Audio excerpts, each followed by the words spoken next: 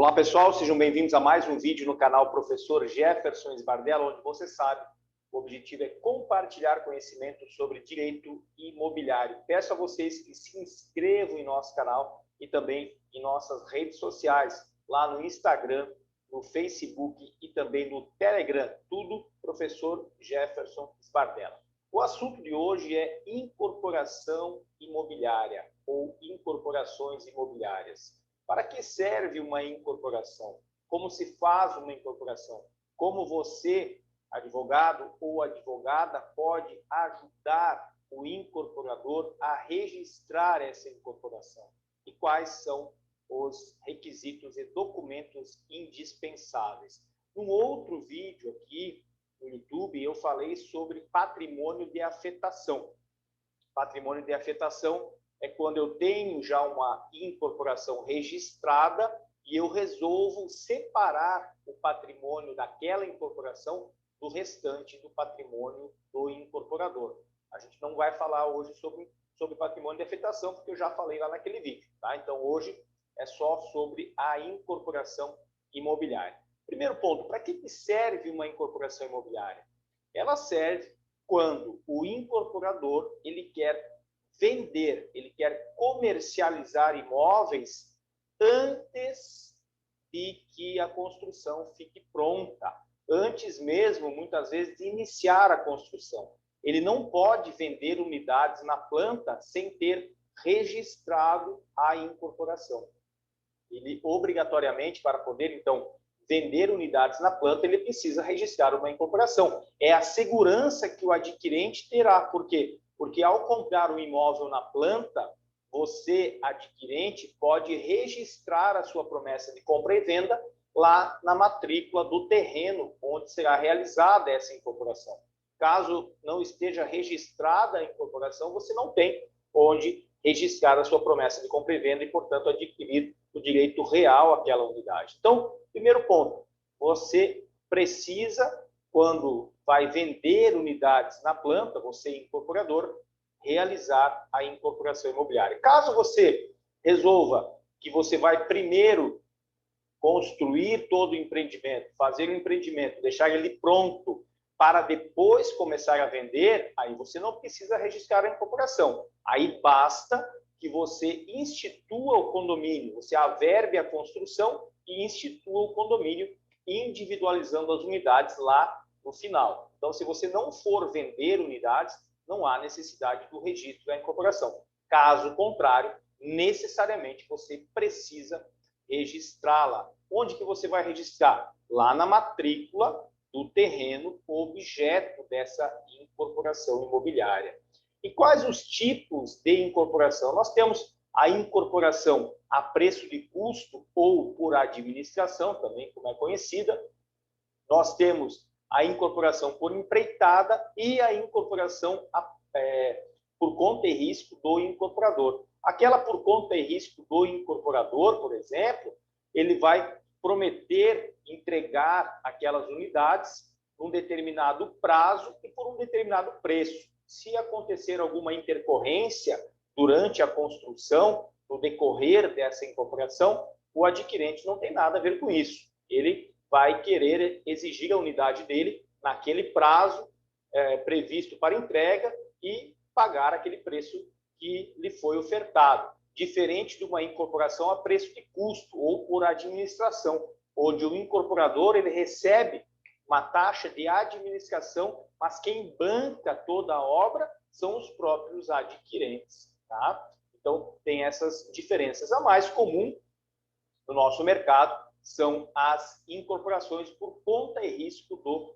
incorporador. Existem aqueles casos também em que o incorporador parceriza com o dono do terreno, que a gente chama de terrenista. Então, haverá ali algumas unidades que já vão ficar prometidas para o dono do terreno, mas o adquirente vai tomar ciência disso, porque isso tudo estará registrado lá na matrícula-mãe, que é a matrícula do terreno, onde será realizada essa incorporação.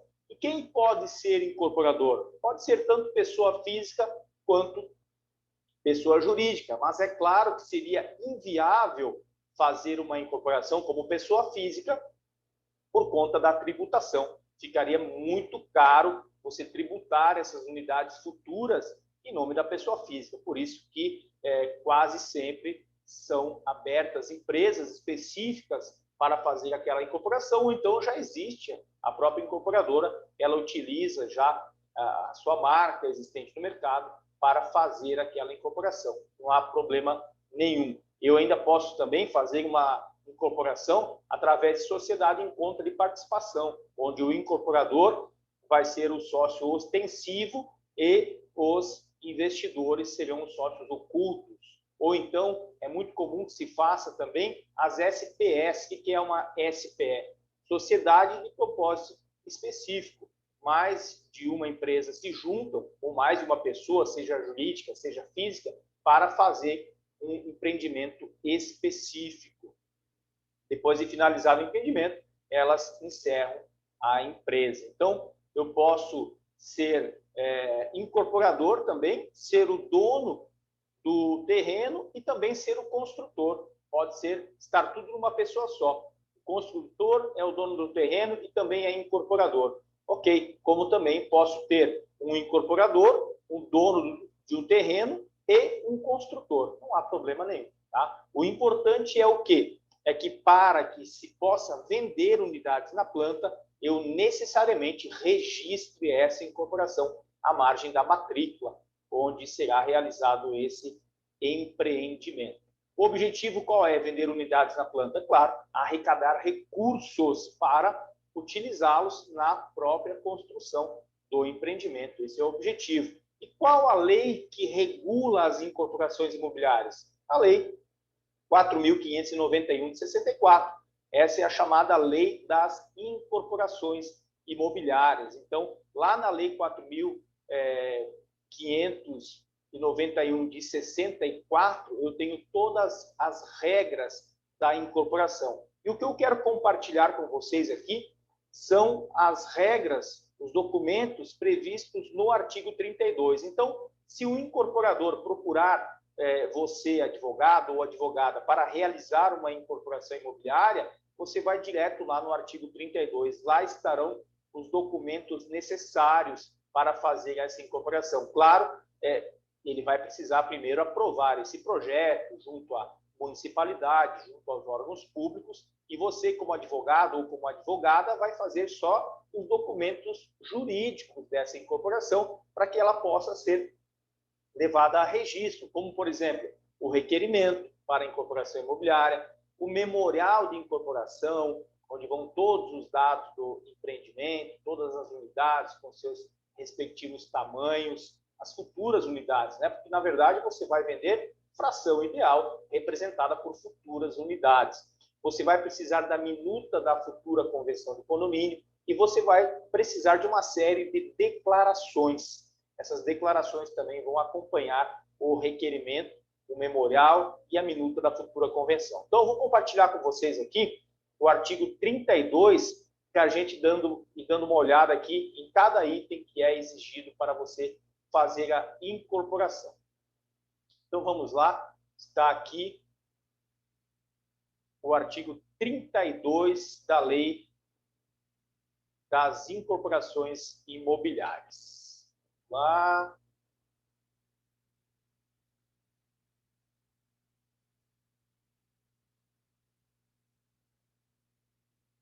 Aí que tá. Aí que eu não estou conseguindo compartilhar.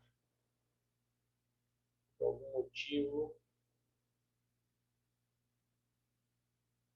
Por algum motivo não está aparecendo aqui. Só um minutinho.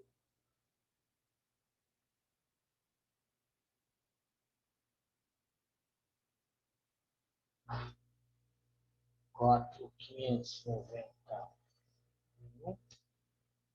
64. Agora sim, está aqui o artigo 32. Vídeo não editado é isso, gente. Vídeo não editado é assim. É como se fosse ao vivo. A gente vai resolvendo aqui na hora as intercorrências. Então, vamos lá. Capítulo 2 da Lei 4.591, das obrigações e direitos do incorporador. E aí vem o artigo 32. O incorporador somente poderá negociar sobre unidades autônomas após ter arquivado no cartório competente de registro de imóveis os seguintes documentos. Então, esses são os documentos que você vai precisar entregar lá no registro de imóveis para que o registrador, então, faça a conferência, depois registre a incorporação na matrícula do imóvel e essa documentação toda aqui, ela vai ficar arquivada lá no cartório. Então, se um adquirente quiser consultar, por exemplo, a planta de um determinado pavimento, a planta das garagens, não tem problema nenhum. Ele pode chegar lá no registro de imóveis e consultar, a documentação estará toda lá arquivada. Então, vamos lá. Artigo 32, letra A. O título de propriedade do terreno ou de promessa irrevogável e irretratável de compra e venda ou de cessão de direitos ou de permuta, do qual conste cláusula de emissão na posse do imóvel, não haja estipulações impeditivas de sua alienação em frações reais e inclua consentimento para demolição e construção devidamente registrado. Então, eu preciso registrar, ou se eu não tiver, se eu sou incorporador e eu não tenho o terreno em meu nome, eu vou precisar, então, digamos que seja uma parceria com o terrenista, eu vou precisar, então, dessa promessa de compra e venda registrada, ou mesmo normalmente se faz uma promessa de permuta, onde já ficam ali estabelecidas quais são as futuras unidades que vão ficar para o dono do terreno, tá? Letra B, certidões negativas de impostos federais, estaduais e municipais, de protesto de títulos e ações cíveis e criminais e de ônus reais relativamente ao imóvel, aos alienantes do terreno e ao incorporador. Então, eu preciso de todas essas certidões. Letra C, histórico dos títulos de propriedade do imóvel abrangendo os últimos 20 anos, acompanhando a certidão dos respectivos registros. Em resumo, a certidão vintenária da matrícula do imóvel. Então, se a sua matrícula tiver mais de 20 anos, seja uma matrícula já mais antiga, tudo bem. Caso ela não tenha 20 anos ainda, eu tenho que ir lá na matrícula, ver o registro anterior e pegar os registros anteriores, as matrículas anteriores até chegar nos 20 anos exigidos pela lei. A gente chama, na nossa prática do registro imobiliário, de certidão vintenária do imóvel. Letra D, projeto de construção devidamente aprovado pelas autoridades competentes. Claro que, além do projeto, é exigido também o alvará de licença de construção, tá, gente? Então, quando o projeto é aprovado, a municipalidade vai expedir um alvará de licença de construção e esse alvará ele deverá constar lá no memorial de incorporação. O número desse alvará, o número do projeto, certinho, tá? Letra E, cálculo das áreas das edificações discriminado, além da global, a das áreas comuns, indicando para cada tipo de unidade a respectiva metragem de área construída. Essas são as chamadas NBRs. Esses dados, essas metragens, elas vão todas na NBR e também vão no memorial de incorporação.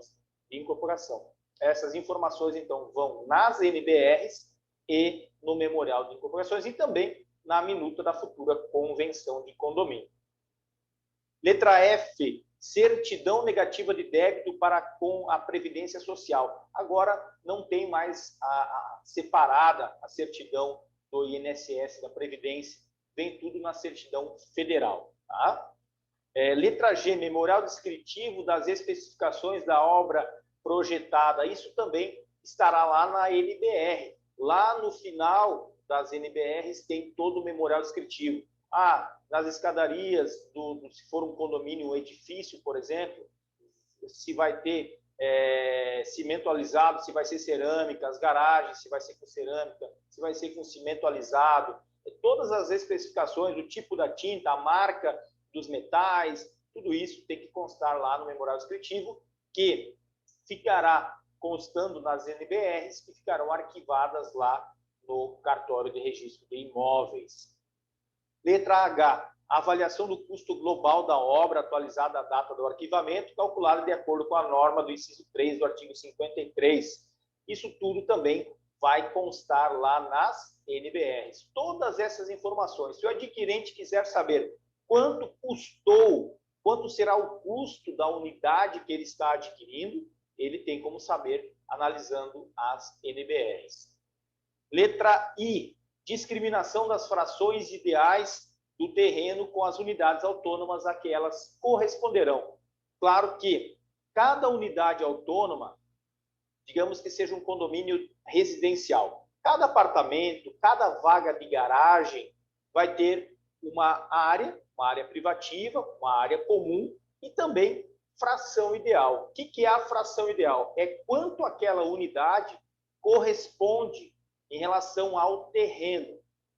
Normalmente é 0, alguma coisa por cento. Somando todas essas frações ideais de todas as unidades, eu tenho que chegar a 100% das frações ideais.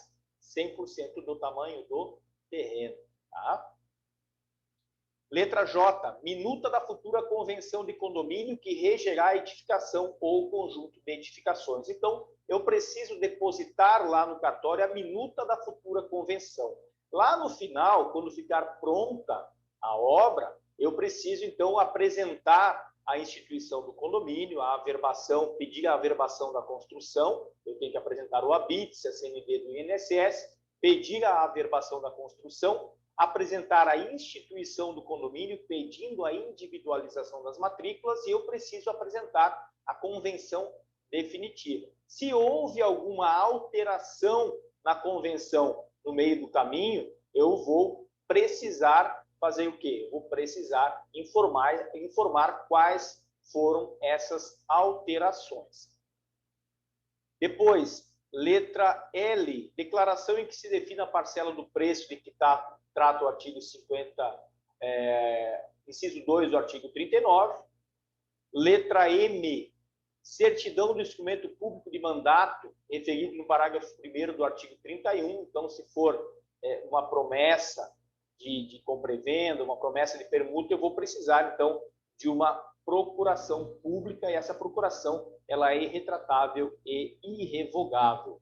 Letra N, de navio, declaração expressa em que se fixe se houver o prazo de carência. O que é o prazo de carência numa incorporação? Caso o incorporador tenha dúvidas se vai ou não fazer aquele empreendimento. Por exemplo, uma incorporadora está chegando no município onde ela nunca construiu ainda. E ela tem dúvidas do sucesso daquele empreendimento. O que ela poderá fazer? Ela pode registrar uma incorporação com um prazo de carência de até 180 dias. Se ela, por exemplo, não vender X unidades até esses 180 dias, ela se reserva no direito de não fazer a incorporação, não fazer o empreendimento. Claro que isso tem que constar lá na matrícula onde foi registrada a incorporação, se ela usou ou não o prazo de carência, e também nos contratos de promessa de compra e venda. Se ela resolver não fazer a incorporação, tudo bem, ela não vai pagar multa alguma, ela simplesmente vai devolver o dinheiro corrigido aos adquirentes. Então, se você for adquirir um imóvel em construção, um imóvel na planta, verifique se o incorporador vai utilizar ou não o prazo de carência para você ter certeza que aquele empreendimento realmente será realizado.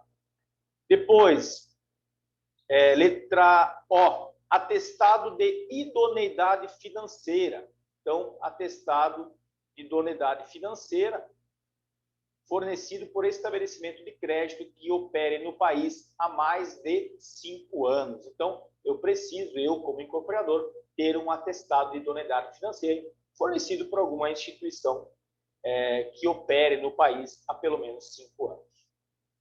E letra P, declaração acompanhada de plantas elucidativas sobre o número de veículos que a garagem comporta e os locais destinados à guarda dos mesmos. Então, eu preciso informar o adquirente, quando ele vai analisar o contrato ou mesmo a matrícula da incorporação, ele vai verificar ali que a vaga de garagem está sendo prometida a ele, tem, sei lá, 12 metros quadrados de área privativa, mas ele poderá não ter noção do que são esses 12 metros. Então, eu preciso das plantas elucidativas para demonstrar se cabe ali naquela vaga um veículo pequeno, um veículo médio, um veículo grande. Então, essas plantas elucidativas, além de ser declarado nas declarações que você vai apresentar junto com o requerimento, tem que ficar arquivado lá no registro de imóveis essas plantas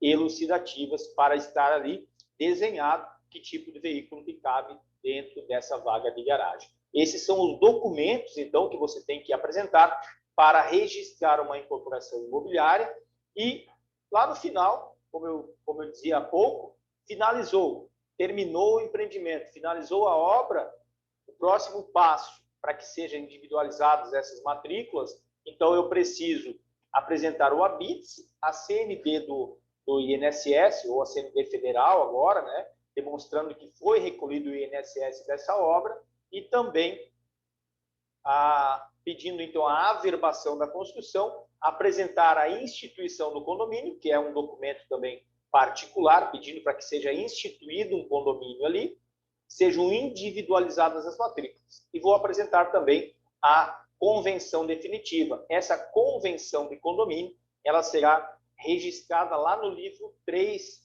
do registro imobiliário, que é chamado livro auxiliar. Então, ela será registrada lá no livro 3 e será averbada na matrícula mãe do imóvel. Então, e aí estará encerrado o regime de incorporação. Será encerrada a matrícula do terreno, abertas as matrículas de cada unidade autônoma, e aí, a partir daquele momento, eu não consigo mais registrar ou averbar nenhum tipo de ato naquela matrícula do terreno. Só vou conseguir registrar nas matrículas das unidades autônomas que já foram abertas. E se o incorporador resolver pedir para abrir as matrículas lá no início da incorporação, tem problema? Não, não tem problema nenhum. Só que aquela matrícula, que já aberta antes de ficar pronto o empreendimento, vai constar que aquele imóvel, objeto daquela matrícula, está em construção conforme registro tal da matrícula tal, que seria a matrícula mãe. Então, se for aberta a matrícula antes de ficar pronto o empreendimento, vai constar nessa matrícula que o condomínio, o empreendimento está em construção. Quando finalizar, vai ter que ter mais uma averbação dizendo que foi instituído o condomínio lá na matrícula mãe. Tá certo? Era isso, então, sobre incorporações imobiliárias. Claro que teria muito mais para falar, né? Se fosse um curso de incorporações, teria muito mais para a gente falar, evidente, mostrar aqui todos os documentos da incorporação, mas esse não é o objetivo desse vídeo. Esse vídeo é só para vocês saberem o que é uma incorporação e os documentos principais para você poder atuar ajudando o incorporador como advogado, como advogada, ajudando o incorporador a registrar essa incorporação para que ele consiga, então, vender as unidades na planta. Tá certo? Aguardo vocês no próximo vídeo. Um grande abraço.